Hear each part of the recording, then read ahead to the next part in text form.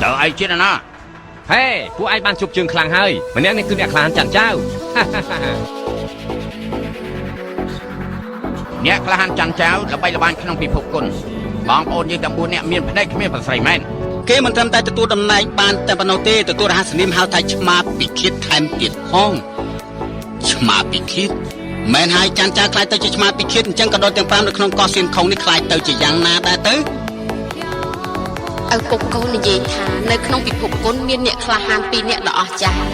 គេទាំង2នាក់ម្នាក់ឈ្មោះច័ន្ទចៅម្នាក់ឈ្មោះប៉ៃអ៊ីថាំងចំណែកច័ន្ទចៅរហស្សនាមគឺឆ្មាពិឃាតចំណែកប៉ៃអ៊ីថាំងរហស្សនាមកណ្ដុរពណ៌សបង